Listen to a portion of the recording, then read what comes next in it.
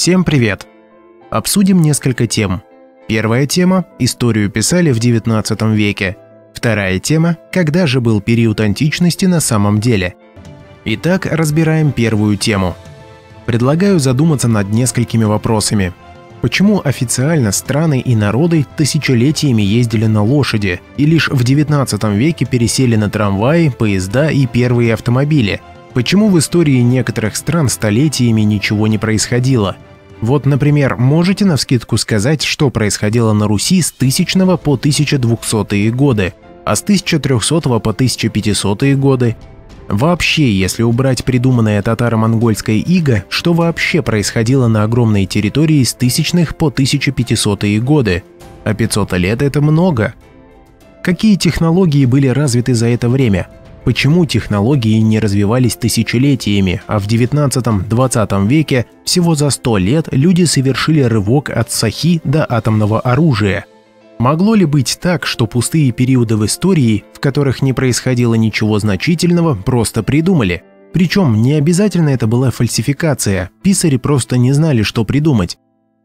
Если историю писали задним числом, то этот факт проявит себя косвенными подтверждениями, и мы плавно переходим к основной теме ролика. В летописях нам повествуют о старинных городах, и почти все они сохранились до наших дней на старом месте. Как вы думаете, могло ли быть так, что, предположим, 3000 лет назад были основаны 1000 городов, и все они сохранились до наших дней? Ведь города за столь значительное время могли быть уничтожены разливом реки, оползнем, войной, другими катастрофичными явлениями. Если поискать, то официальная история говорит об исчезнувших населенных пунктах, поселках, крепостях, их не так много, и по большей части уничтожение городов списывают на татаро-монголов. Есть единицы населенных пунктов, исчезновение которых никак не объясняется. В официальной истории нет упоминания об исчезновении большого количества городов, но об этом чуть позже. Один из немногих крупных городов, который официально погиб, это Рязань. Его якобы сожгли татары-монголы. А та Рязань, которая сейчас, это старый город Переяславль-Рязанский. Официально старую деревянную Рязань сожгли в далеком 1237 году. И спустя 469 лет на карте 1706 года картографы зачем-то отмечают город как руины. То есть 469 лет в поле лежат обгоревшие бревна, и никто их не убирает и не отстраивает город заново. Интересно, почему почти 500 лет не разбирают завалы города? Они что, радиоактивные? И вообще, зачем сожженный город спустя 5 веков продолжают отмечать на карте как некий важный объект? Думаю, понятно, что город был уничтожен совсем недавно от составления карты, поэтому картограф знает, как город называется. А вот от чего город был уничтожен – хороший вопрос. Есть карта Российской империи 1706 года, и на ней указаны сотни, если не тысячи городов, которых сейчас нет. Очень много пропало городов севернее Москвы, вплоть до Ледовитого океана. Сперва нам надо убедиться в том, что карта не врет, и карта описывает реально существовавшие в прошлом города, для чего рассмотрим несколько примеров. Город Пелоена. Его остатки нашел соратник Артем, канал назывался «Мир предков», ссылка на 2 его ролика будет в описании. Путем наложения карт и по изгибам рек можно найти место, где некогда стоял город. Сейчас там круглые озера, заболоченная территория и ведется добыча торфа. Если посмотреть слой фотографий, на них видны руины различных зданий, остатки опор мостов, к которым сейчас не ведут дороги. Город Лаба. Сейчас круглые воронки, торфоразработки. Город Йоханнесталь, по-русски Ивансталь, сейчас торфяные болота. Город Сарица. Сейчас заболоченная местность, много руин. Я же обращаю внимание на исчезнувшие города – Кусуга рядом с Калугой, а также на города-братья, заканчивающиеся на Зань или Сань, Десань, Рязань и Казань. В Беларуси и Украине есть идеально круглые озера-воронки. Независимые исследователи выдвигают версию, что на месте воронок некогда стояли города, сделанные из известняка и мрамора. Из-за взрыва белый камень был превращен в пыль, которую видно по периметру воронки в виде вала. На старых картах на месте этих круглых озер воронок ничего не обозначено, а по идее что-то там должно быть. Так вот к чему я это все. Да к тому, что ни в одной якобы старинной летописи, книге, стихотворении или рассказе нет упоминания исчезнувших городов с карты 1706 года. Нет такой строчки, например, что такой-то князь с дружиной или купец поехали в Кусугу, Десань, Пелоену, Сарицу, Ивансталь, Лабу и так далее. Я проверил десятки названий городов через сервис Google Ngram Viewer, поиск совпадающего слова среди оцифрованных книг. Исчезнувших городов на карте очень много, можете рассмотреть карту самостоятельно. По моей версии, все это говорит о том, что историю писали в 18-19 веке, после всех катастроф, и чтобы не было лишних вопросов, якобы в старинных летописях писали только те города, которые сохранились на тот момент. Потому что если указать несуществующий город, то возникнет сразу много вопросов. Как он погиб, от чего, что произошло, а были ли другие погибшие города? И тогда вся стройная картина прошлого рассыпется как карточный домик. А что же было вместо той придуманной истории, спросят зрители? Точный ответ дать сложно, но я попробую предположить. Мы приходим ко второй теме данного выпуска. Когда же была та самая античность? Вообще, что мы знаем про античность? Кстати, интересный факт.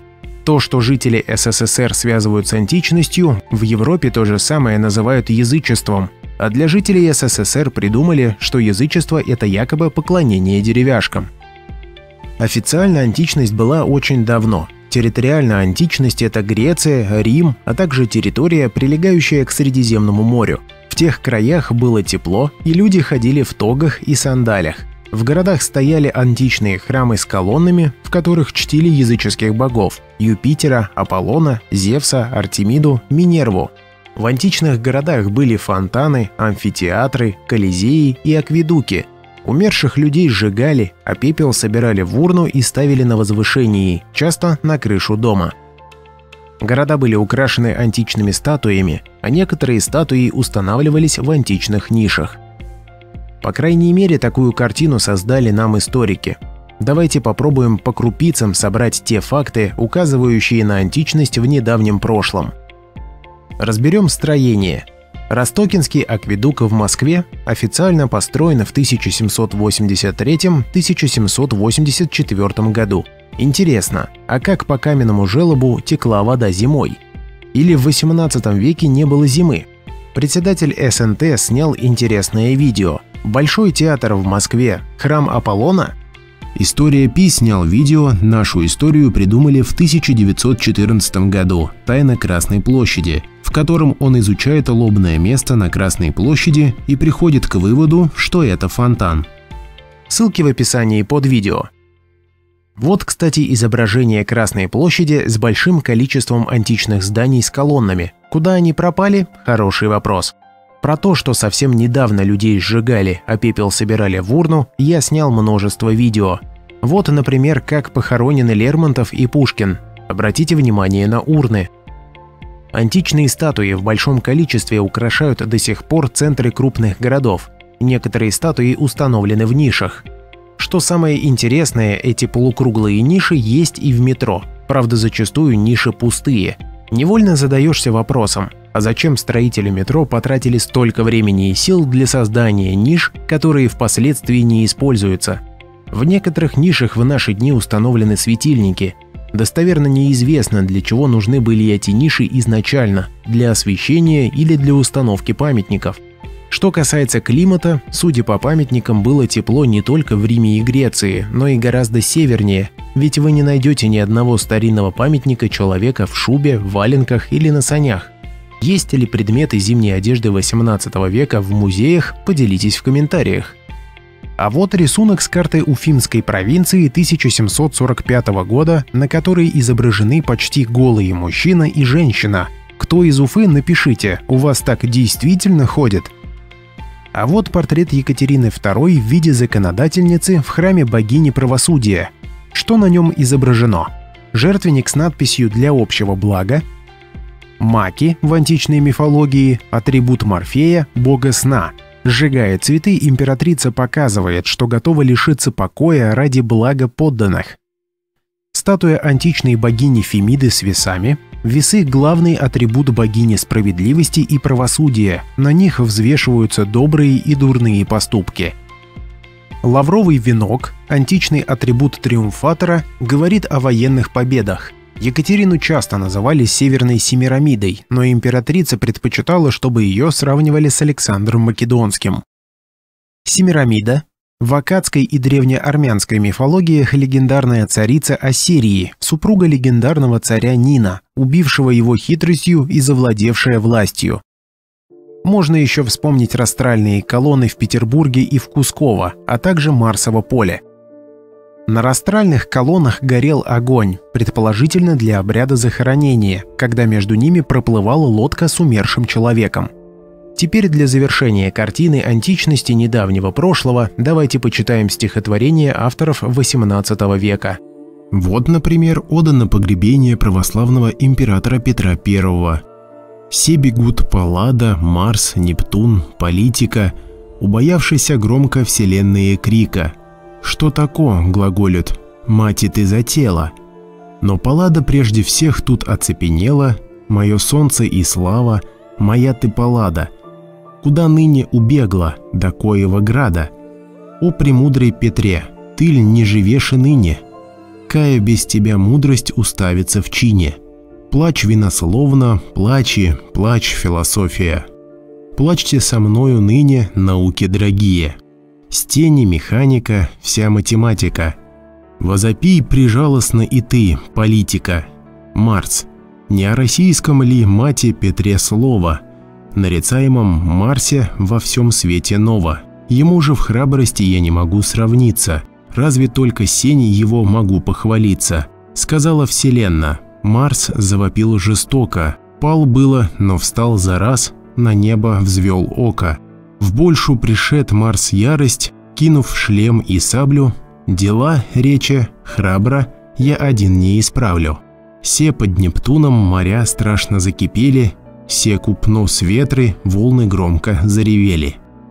Лично меня удивил дух той эпохи. Авторы уж слишком часто упоминают имена богов или персонажей из языческих или античных мифов. В итоге какую картину мы получаем? В Москве в XVIII веке стоит античный акведук и античный театр.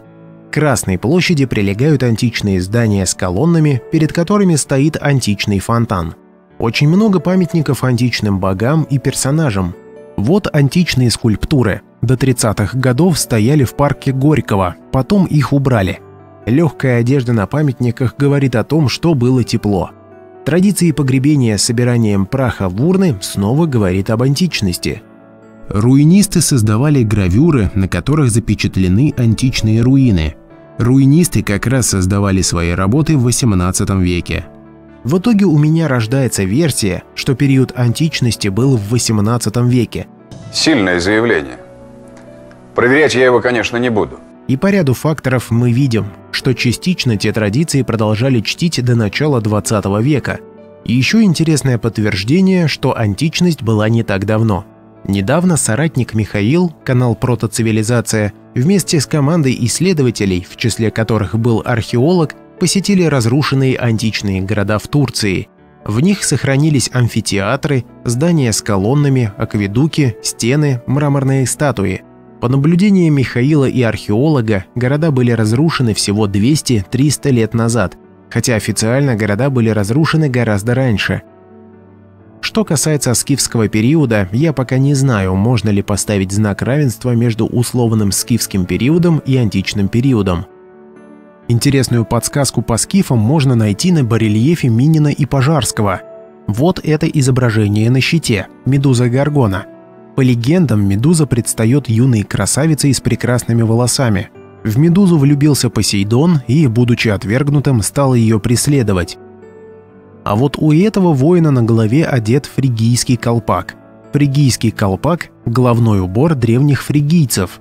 Мягкий закругленный колпак, обычно красного цвета, со свисающим вперед верхом, часто снабжался двумя клапанами на ушах. Встречается на многих древних статуях, особенно Париса. послужил образцом для шапочки якобинцев во время Великой Французской революции. С тех пор символ свободы.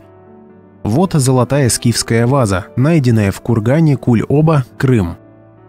Люди во фригийских колпаках изображены на гравюрах Пиранези.